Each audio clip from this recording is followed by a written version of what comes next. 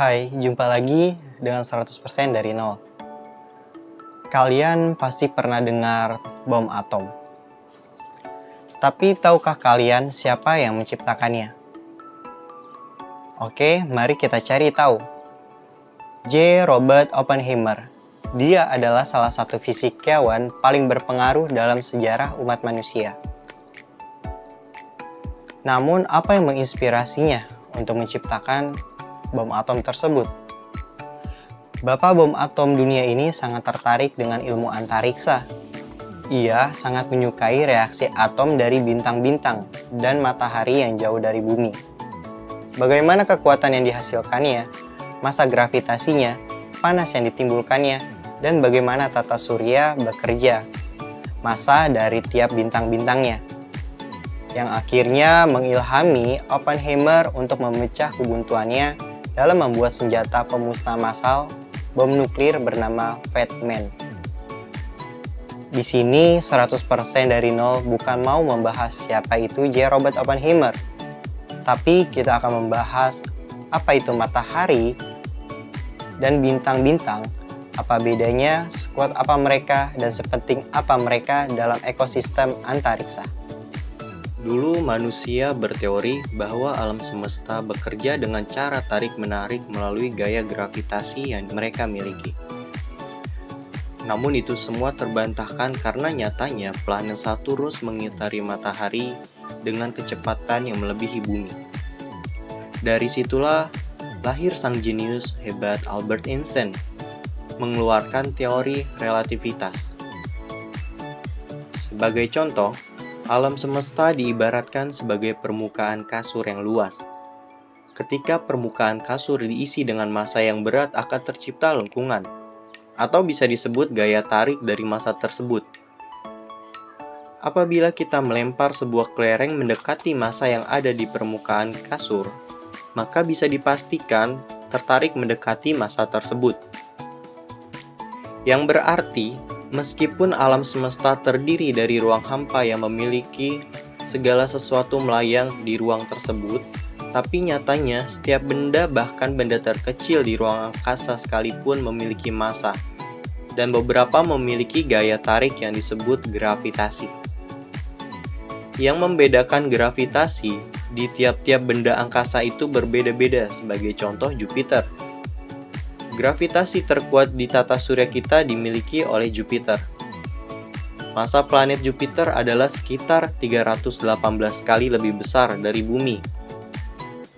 Massa yang besar inilah salah satu penyebab gravitasi Jupiter lebih besar daripada bumi. Planet Jupiter terdiri dari gumpalan gas yang sangat besar. Jupiter juga tak memiliki struktur komponen keras di dalamnya. Bahkan jika kita mampu terbang sampai Jupiter dengan pesawat ruang angkasa dan mampu menahan badai abadi yang sudah berlangsung sangat lama, dan tarikan kuat gravitasi planet Jupiter, maka kalian akan dengan mudah menembus planet gas tersebut. Namun, massa berat matahari jauh lebih besar dibandingkan Jupiter. Jika massa seluruh planet disandingkan dengan massa matahari, itu masih belum ada apa-apanya. Matahari membentuk massa sebesar 99,99% dari total keseluruhan massa di dalam tata surya kita. Tak heran jika seluruh planet, bahkan Jupiter sekalipun, mengorbit di matahari. Tapi, pernahkah kita terfikir bahwa apakah matahari itu abadi? Pernahkah kita berpikir bahwa akan hidup lebih dari 100 tahun? Setelah generasi kita mati, seperti generasi sebelumnya, apakah yang akan terjadi? Apa yang terjadi dengan bumi kita di masa depan? Akankah segala macam bentuk keseimbangan alam semesta ini akan hancur? Dan bagaimana itu semua akan terjadi? Tentu, segala yang ada di dalam semesta ini memiliki umurnya masing-masing. Dan para ahli sudah memperkirakan rangkaian kejadian tersebut sebagai berikut. Timelapse ini kita mulai dari 10.000 tahun yang akan datang. Bintang Antares ialah bintang super raksasa merah di rasi bintang Scorpio dalam galaksi Bima Sakti, dan bintang paling terang ke-16 di langit malam. akan mengalami ledakan supernova. Peristiwa mahadahsyat ini akan dapat dilihat dengan mata telanjang bahkan di siang hari sekalipun, melompat ke 100.000 tahun dari sekarang. Banyak konstelasi atau rasi bintang yang kita kenal akan berubah karena pergerakan alam bintang. Di saat yang hampir bersamaan, yaitu Phi Canis Majoris, sebuah bintang maharaksasa akan mengalami ledakan hypernova. Versi ledakan mahadahsyat lebih dari ledakan supernova, yang bahkan menghancurkan puluhan bahkan ratusan planet dan satelit yang ada di dekatnya. Dan bumi diperkirakan akan mengalami rentetan letusan gunung yang mengakibatkan hampir keseluruhan permukaan bumi tertutup dengan abu vulkanik. Dalam 500.000 tahun, planet kita tercinta akan dihantam oleh asteroid berdiameter sekitar 0,8 km, yang sangat berpotensi mengakibatkan kepunahan massal apabila tak dapat diatasi. Sekitar 1 juta tahun, 2 dari 4 satelit Saturnus akan bertabrakan menghancurkan bulan.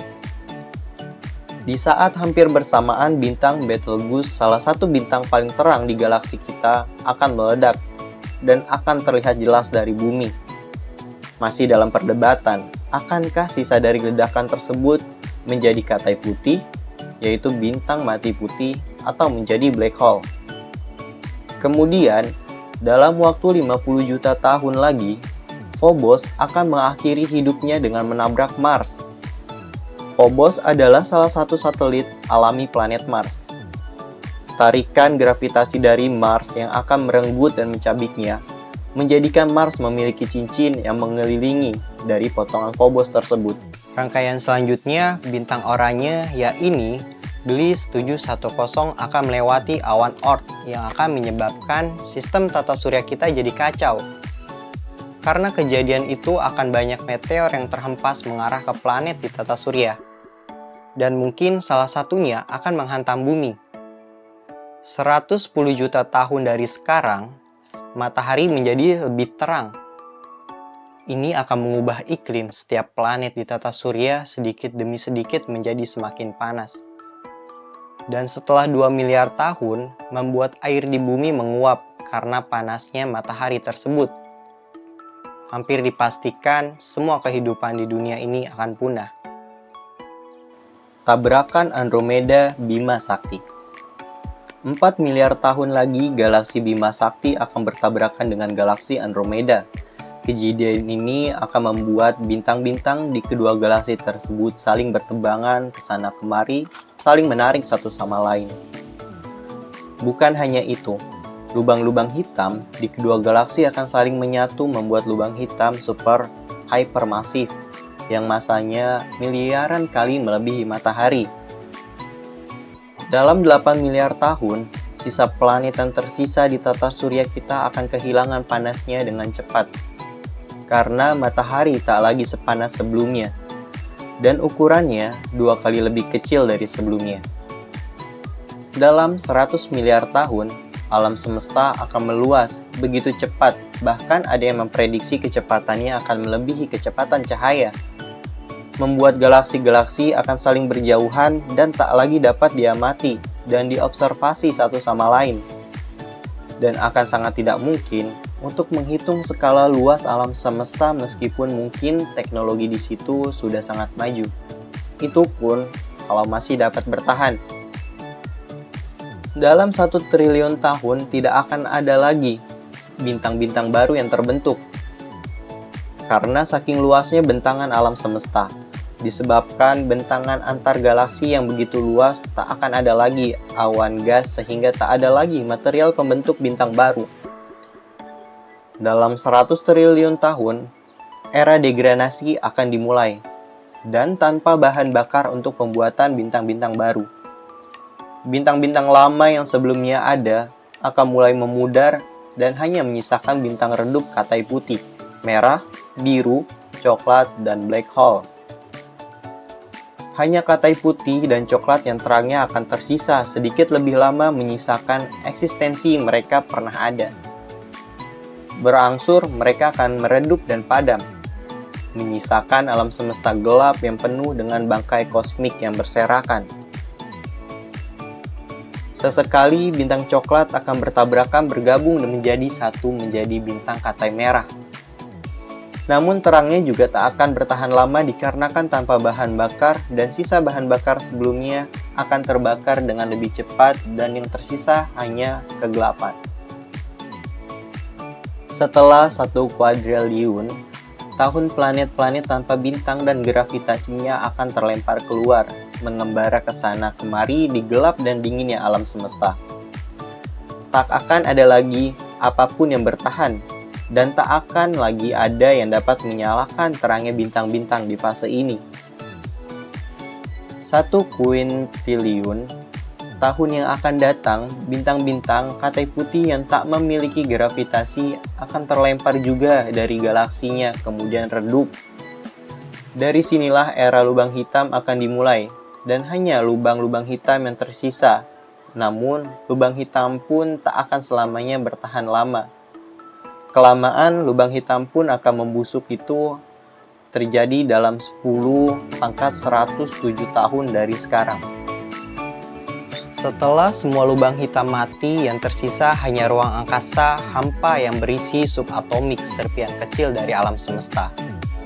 Akan ada samudra kehampaan luas yang tak dapat dipahami, dikarenakan terusnya perluasan oleh alam semesta, dan sisa sub kecil alam semesta pun akan hancur, menyisakan kehampaan total. Sekali lagi, segala sesuatu di alam semesta tak ada yang bertahan selamanya. Hal ini juga sudah sering dijabar di kitab suci umat Islam, yakni Al-Quran, bahwasannya tak ada satupun yang di langit dan di bumi yang kekal abadi. Itu semua bahkan sudah tertuang dalam ratusan tahun yang lalu sebelum semua ilmuwan ini memprediksi serangkaian kejadian yang sudah ini. Jika dikaitkan dengan terciptanya alam semesta, yaitu melalui ledakan, maka akhir alam semesta pun dari serangkaian kejadian tersebut melalui ledakan. Terima kasih, sampai jumpa di 100% dari nol.